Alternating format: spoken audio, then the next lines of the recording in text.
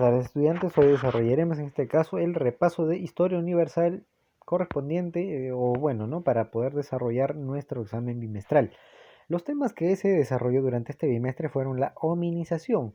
Recordemos que la hominización va a ser en este caso el proceso evolutivo que va a surgir o que va a seguir el ser humano, ¿no? Para en este caso llegar hasta la actualidad. Es el estudio en este caso de todo este proceso.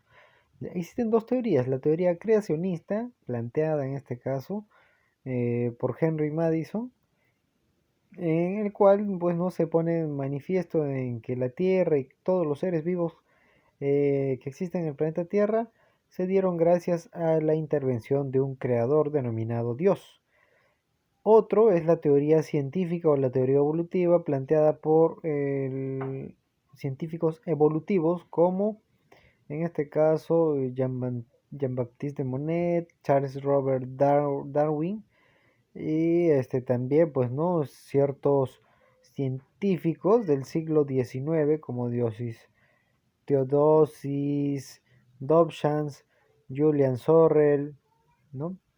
Etcétera, etcétera. En esta teoría se plantea que el ser humano, ¿no? Actualmente el ser humano tuvo que pasar o fue proceso de una evolución, ¿ya? Una evolución que se dio a lo largo de muchos años, ¿ya? Y entre los principales cambios que se dieron en este proceso evolutivo fueron los cambios en su dentición, cambios en la forma de los dientes, ¿ya? Ahora, en la posición también, en este caso, en la que el ser humano empezó a caminar, una posición erecta, el bipedismo. Luego también en el aumento de la capacidad craneana y la complejidad del encéfalo craneano. Hablamos aquí de la importancia de uno de los científicos más importantes de esta época, Robert Charles Darwin, padre de la teoría de la evolución, que en 1850. Entonces, en esta teoría, Charles Darwin explica pues, ¿no? que cualquier especie se encuentra en una constante lucha por su supervivencia, ¿ya? Y esta supervivencia va a generar que únicamente evolucionen los más aptos, los que se adaptan al medio. ¿Ya? Él escribió un libro importante, El origen del hombre y la selección en relación al sexo. Luego tenemos aquí pues no una definición clara de cómo se dio la evolución humana, ¿no? Empezamos con los purgatorios o los primeros mamíferos que se dividieron, ¿ya? Que se dividieron y uno de ellos encontramos a los prehomínidos, ¿no?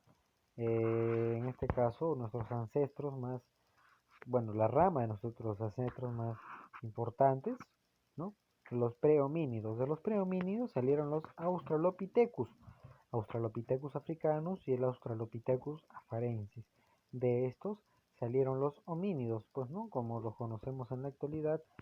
Entre los homínidos más importantes tenemos al Homo habilis, que desarrolló su habilidad para poder fabricar instrumentos, ¿no? Y que le iban a permitir desarrollarse en la vida cotidiana. Luego el Homo ergaster, el Homo erectus, quien empezó a utilizar el fuego por primera vez, el Homo antecesor, que vendría a ser el primer hombre europeo, y así llegamos al Homo neandertal o también el Homo sapiens sapiens, ¿ya? El siguiente tema es la prehistoria, lo que va a suceder después de la aparición del ser humano, ¿no? Lo dividimos en dos grandes etapas, la edad de piedra y la edad de los metales. Recordemos esto, es muy importante, la edad de piedra y la edad de los metales.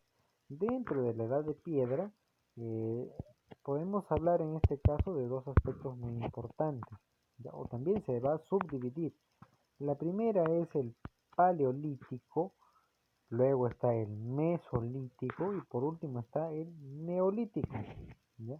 El neolítico se le conoce como la nueva edad de piedra, cuando ya van a empezar a fabricar herramientas especializadas para la caza, para la pesca, y el hombre se está volviendo ya sedentario, empieza a desarrollar lo que es la horticultura en primera etapa, después se empieza a desarrollar la ganadería, la agricultura, ¿ya? Luego viene un proceso ya de descubrimiento de los metales, ¿no? Como inicia con el periodo del cobre, el periodo del bronce y el periodo del hierro.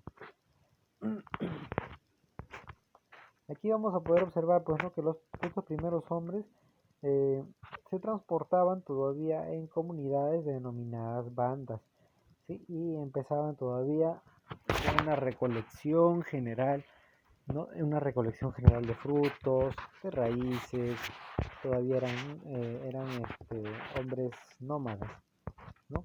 Luego desarrollamos el tema de Mesopotamia 1, ya cuando el ser humano ingresa a la edad de los metales.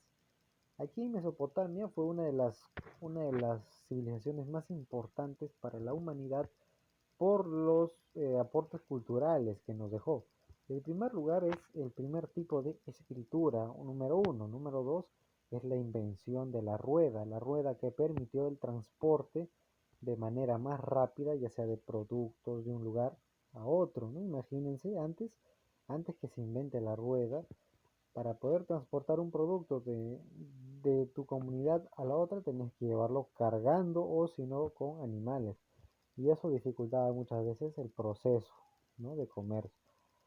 Otro aporte cultural importante que nos dejaron la civilización de Mesopotamia fue la invención de la moneda como un sistema de intercambio para poder comercializar productos, ¿no?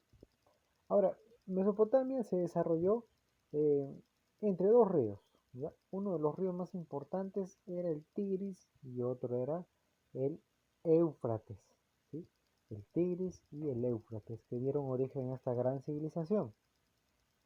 Recordemos que la importancia que tienen los ríos para una sociedad van a propiciar el desarrollo de la agricultura, de la ganadería, ¿no? Etcétera, etcétera. Luego hemos desarrollado el tema de Mesopotamia, segunda parte, donde nos enfocamos en sus aportes culturales, en una escritura que tenían ellos, denominada una escritura cuneiforme, elaborada sobre tablillas de arcilla y con un punzón triangular a la cual se les denominó cuñas. Eh, Luego tenemos también otro importante aporte, es el Código de Hammurabi, un documento valiosísimo para estudiar las costumbres de los pobladores primitivos, descubierto por Jaime Morgan en 1901. Contiene artículos jurídicos destinados a proteger los intereses de la clase dominante, leyes prácticamente, ¿no? Y aquí se plantea la ley del talión, ojo por ojo, diente por diente, ¿no? Que fue planteada por Hammurabi. En el aspecto de la literatura también encontramos tablillas de arcilla, en las cuales se pueden observar, pues, ¿no? Poemas de la creación y el famoso poema de Gilgamesh. En el aspecto del arte encontramos una arquitectura muy bien elaborada. Utilizaron por primera vez el ladrillo.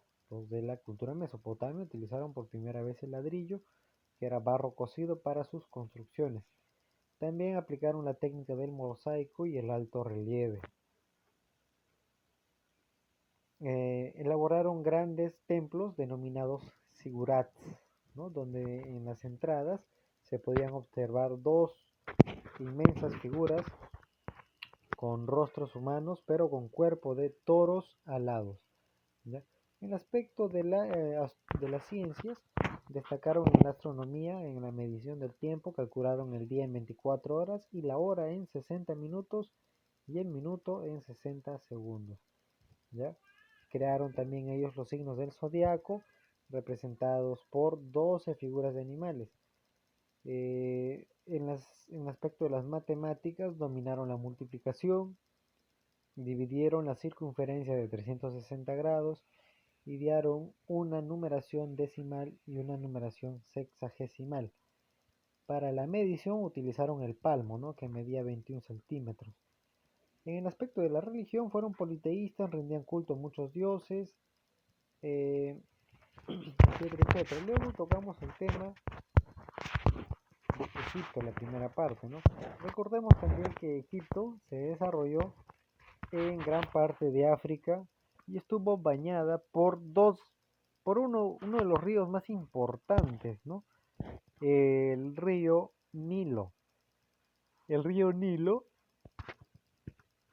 el río que va a permitir en este caso el desarrollo de la agricultura y de la ganadería a las comunidades o a las ciudades que se van a establecer en sus orillas.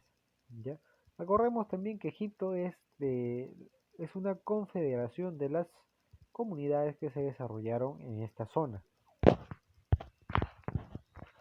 Egipto se dividió en dos, en Alto y en Bajo Egipto. En el Alto Egipto se encontraba en el sur, desde Asuán hasta el Cairo. En el Bajo Egipto se encuentra en el norte, desde el Cairo hasta el mar Mediterráneo.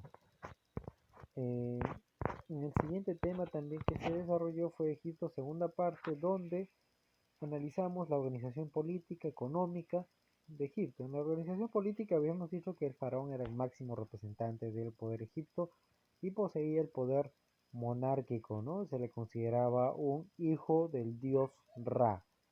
¿Ya? En la organización económica, su principal actividad fue la agricultura. Ellos cultivaban trigo, cebada, lino, uvas, hortalizas y legumbres. Practicaron también una ganadería muy importante, criaron el ganado vacuno, el ganado ovino y el ganado mular. En cuanto a sus manifestaciones culturales, pues no, ellos destacaron en las matemáticas, crearon por primera vez la geometría y en astronomía dividieron en el año en 360 días, los meses en 30 días y los días en 12 horas de luz y 12 horas de sombra. Clasificaron también las estrellas en destructibles, siempre visibles, y estrellas infatigables, como los cometas. También en el aspecto de la medicina trataron pues, ¿no? grandes fracturas, heridas y luxaciones. En el aspecto de las artes destacaron su arquitectura, pues, ¿no? con la creación de las pirámides de Keops, Efren y Miserino. En el aspecto de escritura también son muy importantes, ¿no? Y gracias a esto, gracias a su escritura, nació también una nueva ciencia, la egiptología, que vendría a ser el estudio de la escritura, no solo de la escritura, ¿no? También de todo lo correspondiente a la cultura egipcia, ya la egiptología, que bueno, no existen en las universidades más importantes de Estados Unidos y de Reino Unido también, pues, ¿no?